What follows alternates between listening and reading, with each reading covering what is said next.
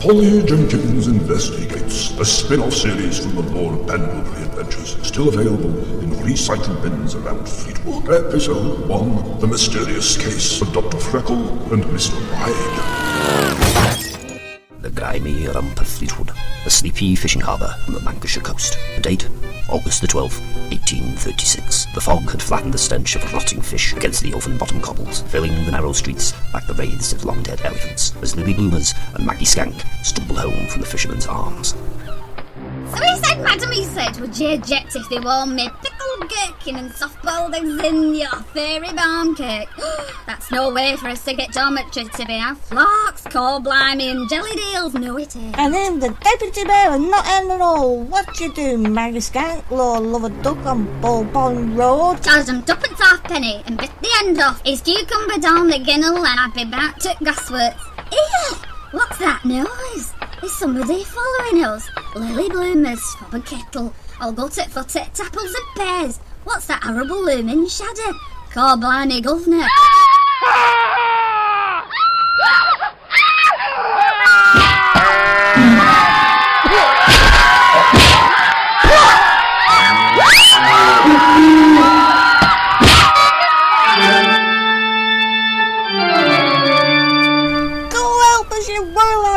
What a massive organ! Would you have to believe it, Maggie Skank? We've been murdered, so what we haven't all done, tooting me old bamboo. There's never a Roswell about when you need one. Sparrows and bread pudding! The smudged and dreary dawn broke, dragging its duvet across the broken rooftops of Fleetwood. The sagging gussets of the clouds propped up on stilts of smoke from the chimney pots. In the morgue behind Arthur Godfrey's bracer placed chippy on Ash Street, Inspector Balustrade and Constable Makepeace studied the mangled corpses on the marble fish slabs before them. What sort of disgusting creature could have created such a stomach-churning, esophagus-spasming mess, Smallpiece? I believe that would be Arthur Godfrey, sir. Big fat sweaty bastard with an handlebar moustache and the sort of sideburns you can lose a weasel in. His black pudding's a pure deep-fried evil. You can break your teeth on crunchy bits. I found a pickled gerbil in my steak pudding once. Not your breakfast, Makepeace, these disgustingly mutilated fishwives. I haven't felt as nauseous since I saw Paul Shane in concert.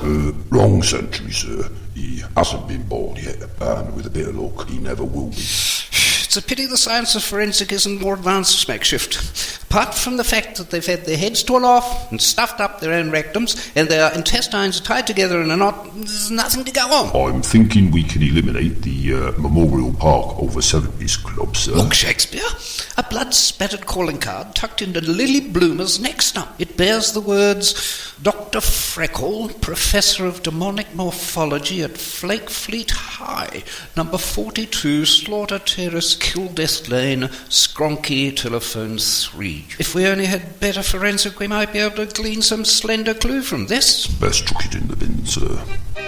Serendipitously, at that exact moment, Polly Jenkins, overweight spinster, having read about the Fleetwood Dock Street murders in an antique copy of the Weekly News, was travelling backwards through time, courtesy of the Temporal Instability Transporter, or TIT for short, copyright Laura Pendlebury's Fourth Dimension Products 3218, strapped about her wrist. What's that noise coming from the broom cupboard, Smalldick? Did somebody open the door? It's a bit cramped in here. There's a mop handle stuck up my bum. Inspector Bollocks, I presume, and Constable Codpiece. Gentlemen, I am Polly Jenkins, copyright the Laura Pendlebury Adventures. I've come from the future to assist your backward bumbling codheads in solving this heinous crime. What was that? Sorry, it's my mobile. Bear with. Hello? What? Oh, bugger off. Some knobhead trying to sell me Sky Sports. Again. Either that or the script editor just like the joke. God knows how they managed to call me in the 19th century. Where was I? Just leaving through the extra wide back doors, madam. This is the year of our Lord 1830 of the 6. We don't employ women of the female persuasion in the police force at this particular juncture in history. Constable Smallfry, chuck this adipose derelict out. But, Inspector, every amateur sleuth has a plain-speaking, mentally retarded copper for a sidekick who's somehow managed to climb his way up through the ranks of the constabulary, despite having about as much clue concerning detective work as your average Big Brother contestant has about quantum mechanics. You alright, miss? You look a bit flushed. Sorry, the love for that last sentence took it out of me. Inspector, my card. Main Lane's Dungeon, Bondage and Social Club. New members welcome. bring your own feather and a stick. Inspector Bastard, the locals are revolting. Never a true word spoken, Constable Slaphead. Meanwhile, in a fetid garret at the top of the Bog boarding establishment for professional gentlemen, in the light of a guttering candle, an ominous, deformed, semi-human shape had just climbed in through the skylight. Oh, my brain hurts. I feel as though I've just been forced to sit through a Benjamin Disraeli address. Unfortunately, those sort of jokes don't work unless the celebrity's topical. My eyes, my ears, my nostrils. I must get this corset off. Is everything okay, Dr. Freckle? Off, Mrs. Hudson, you water cantankerous. What have I told you about disturbing me when I'm experimenting your disgusting? Oh, me off before I stick a sea cucumber up your. Go on, fuck off. That were a bit rude. I only bought you your porridge.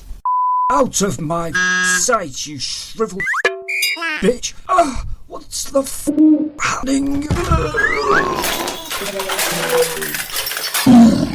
Oi, hope you haven't got a sheep in there, Dr. Freckle. You know me policy on women after hours. As the temporal duck flies, 15 minutes later, Inspector Balustrade and Polly Jenkins were ushered into a shabby, tapestry-clad apartment above Warburton's Bakers at 221B Northumberland Street, Fleetwood, where the self-proclaimed greatest amateur detective in Lancashire, Barrett Holmes, and his mustachioed but slightly dim-witted sidekick, Dr. Watkins, were interviewing the diminutive Brenda Scrotum, local fishwife and previous close colleague of the murder victims.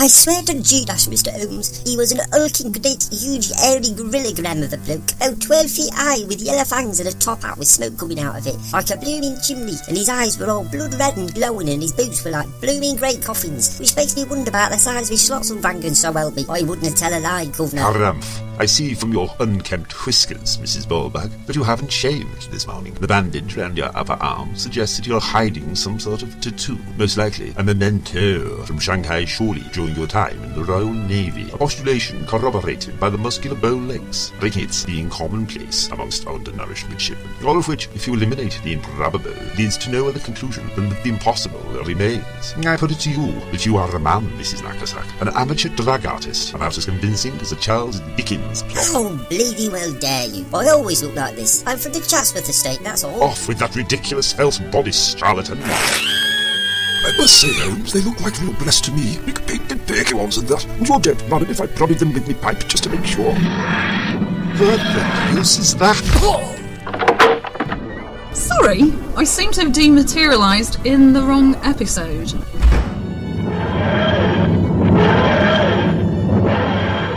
To see the twat still crushing everything in sight. Pity it vanished again without taking what was left of Holmes' crumpled limbs with it. Still, we're not making a great deal of significant headway here, are we? Any suggestions, Miss Jenkins? We should check out the crime scene, Inspector. The previously alluded to ape-like mutant must surely have left a trail of destruction back to his hideout in Squonky. Or, alternatively, we could ask Henry Pirro, who owns that Jordan Hotel on the Esplanade.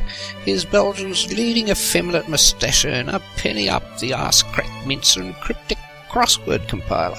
Never solved a crime in his life, but at least he's not all muddle-headed like certain pretty young women I can mention. You really are a tedious, chauvinistic tit, aren't you, Inspector? How dare you, madam? I've never molested a child in my life. We'll return to Polly Jenkins Investigates in a moment. First, a quick word from our sponsor, Dr. Trustworthy of Jolly Jack Cigarettes. Doctor, as an unqualified heart and lung specialist, what's so special about the Jolly Jack brand? Well, Sydney High Trousers, Jolly Jack cigarettes have been providing gentlemen with luxurious, high-quality tobacco products for more than a century. Our cigarettes contain only the finest ingredients, such as eggplant leaves, enriched uranium dipped in camel dung, and succulent gonads freshly baked from young West Indian children. All in all, it's a winning combination for that bronchial-relieving, asthma-curing, aromatic taste that makes women damp. Speaking about the fair sex, what about women themselves? Have you anything to recommend for them, Doctor? Yes, rape. There you have it, straight from the pseudo-surgeon's mouth. Jolly Jack brand cigarettes. The white American non-homosexual man's preference. Now back to whatever crap you were listening to before our important announcement. Have I the somewhat dubious honour of addressing Miss Marbles, and a cross-dressing octogenarian sleuth? Allow me to introduce myself, Sir Stroke Madam. I am Inspector Balustrade of the Fishbin Shed. Unfortunately, we can't afford a proper yard in Fleetwood. This is my assistant, Polly Jenkins. Oi, how come I've ended up as assistant again? This is supposed to be my spin-off series. I presume you called round regarding my freelancing inquiries into the horrific Dock Street murders, Inspector Baldcock. You'd better best come in. Wipe your plates of meat on the welcome mat. I don't want horse turds all over the place. That's a very colourful semi-bald parrot, Miss Marbles, if not a tad mangy. Who's an ugly retard, then? Bend me over the shady launch backwards, vicar, and treat me as rough as a slapper from Carlton. I hope that toffee-nosed councillor Shufflebottom don't turn up. Her breath stinks like an orangutan's bubble after a particularly energetic session in a North Shore brothel. A memento, Inspector, and a fascinating case of the one-eyed Saigon sailor, the bow-legged cabin boy. It transpired that it's an excellent mimic of the human voice, although it does cause some embarrassment when the ladies of Thornton Cleveley's over 90s Knitting Society turn up on Thursdays. Excuse me, young middle-aged lady, don't mess with the latch on that sideboard. It's not particularly strong. Oh my god, it's full of corpses, mangled, battered bodies entangled in their own intestines, some still in gimp suits. You're a mass murderer, Miss Marbles. I'm surprised nobody's figured it out before, to be honest. Everywhere I go, the bodies stack up like chinless aristocrats around Queen Victoria's feet. Fortunately, the coppers are so thick that they believe any improbable story I tell them. So finally, my dark secret is revealed. The endless torture of my withered soul has run its septic course. It's a fair cop, Miss Jenkins. Have you got any handcuffs with pink fur on them, Inspector? Incidentally, for the sake of pod continuity, let me make one thing clear. I wasn't responsible for the decapitations of Molly Skank and Lily Bloomers. This much was true. In the Bidebog boarding establishment at Skronky, Mrs. Hudson was considerably closer to cracking the case than Inspector Balustrade and his time-travelling stooge Polly Jenkins, not to mention her head. Here, stop spinning you around your edge, great big ugly brute. I'm getting the grinny bush. Might be plate that nearly had the lampshade off there. All this dusting fat duck's beak up your or insert his sideways pipe feather on a stick from bristling your gerbil half a pound. Then it used to be obscene, and it, Dr. Freckle? Didn't your mother ever tell you when you were a kiddie? It's not big, and it's not clever, and it's not hard. Swear like a Grange partner. Besides, the censors won't let you get away with it. Let me go! Your request is my command, Mrs. Hudson. You amorphous, stunted. No! By a remarkable coincidence, just as Mrs. Hudson was acrobatically flying across Dr. Freckles' apartment towards the arched attic window, Inspector Balustrade and his trusty sidekick Polly Jenkins were heading up the tree-lined driveway of the Skronky boarding house. Exactly how they managed to get there so quick, I couldn't honestly say, seeing as a few moments ago they were in the middle of arresting the blood-soaked and slightly deranged Miss Marbles, but I'll leave that for those with diminished lives to sort out on discussion forums. I really ought to give up that second bite of bannock bread for breakfast. That looked like Mrs. Hudson hurtling through the air and crumbing out against a polar. Look out, Inspector! It's Dr. Freckle as his alter ego, Mr. Hyde. It's a good job I looked all of this up in an old newspaper before travelling back in time to investigate. Otherwise, I wouldn't have a clue what's going on there. He's tearing up tree stumps and heading towards us at an alarming rate with a nightmarish look of hatred and glowing red eyes. Oh my gee, Doctor, the petunias, the hollyhocks, he's crushing the entire ornamental garden bed. What's Mrs. Hudson going to say? Not a lot, I suspect. She might just dribble a bit. The situation is hopeless. The creature is unstoppable. What are we going to do? We're going to die horrifically. Or you could always just use the gun you've got in that holster around your waist. That's not a bad idea, actually. That apparently did the trick. The only serial killing he'll be doing from now on will be in the graveyard. That doesn't even make sense. The mysterious case of Dr. Freckle and Mr. Wine is performed by Michelle Harris as Polly Jenkins, Terry Sedgwick as Inspector Balustrade, Juliet Gregson as Laura Pendlebury, and Brian Hughes as somebody else. The ending was a bit abrupt, wasn't The it? music and the sound effects were provided by the usually legal sources. For more information, go and listen to the end credits of the Laura Pendlebury Adventures, copyright Messy Productions, 2014. I might get in touch with my lawyer to see if I can get my name taken off the credits. And whatever else you do, don't forget to tune in for the next exciting episode. Polly Jenkins and the extremely disturbing case of Dr. Frank Vernacular Werewolf Mommy Phantom something.